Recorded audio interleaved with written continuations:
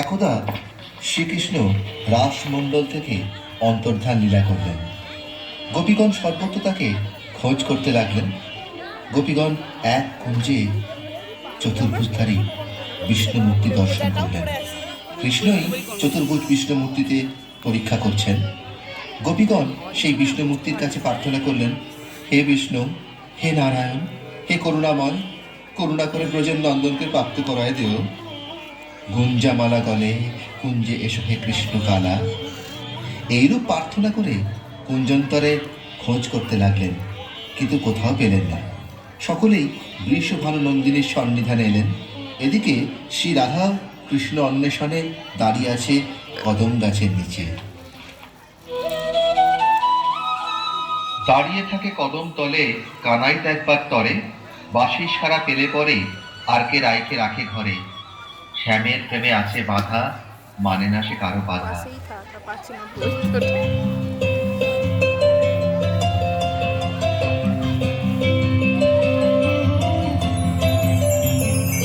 मनोरथ साजो अभिसारे पहलू सुनील बेस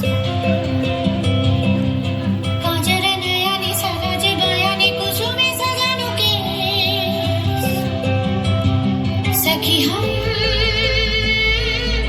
मोहन अभिसारे जाऊं बोलो हम एतक सुख कहाँ पाऊं।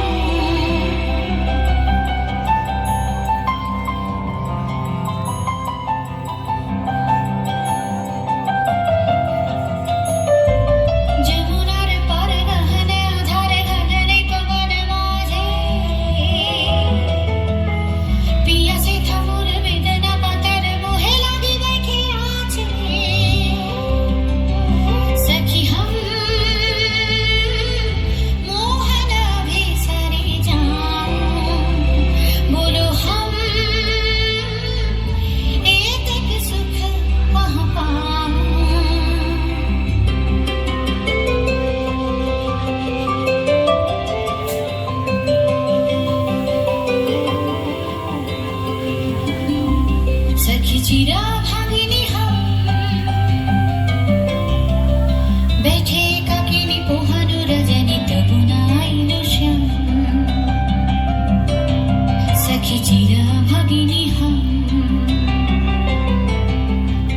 कृष्ण कजल पिघल सजल नयन निरधारे कठिन पथ वृथ मनोरथ विफल विसारे सखी हम कबो ना बिसरे जाऊं दुख लाज एतक सह नहीं पाऊं।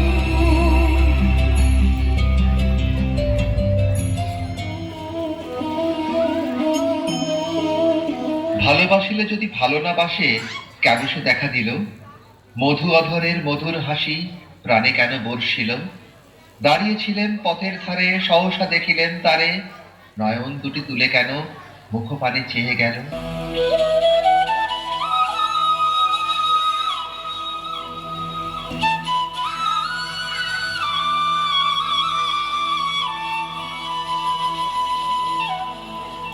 আরো কিছু সময় যখন পার হয়ে গেলে, রাধা শ্রীকৃষ্ণের দেখা না পেয়ে তিনি একটি ভ্রমরকে বার্তাবাহক হিসেবে মনে করে তার সঙ্গে কথা বলতে শুরু করেন।